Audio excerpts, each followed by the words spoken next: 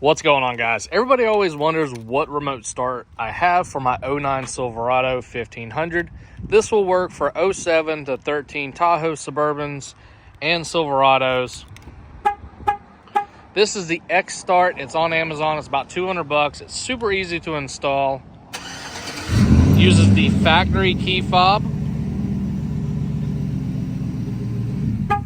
So 3 clicks and it will start, and 3 clicks it will shut off. They have to be within so many seconds. All you have to do is pop the cover around your steering wheel off and install it. I've got a video on how to install it, so check that out on the channel. Now, it will run for, I believe, 15 minutes before it will shut itself off, and you have to put the key in the ignition once you start it up.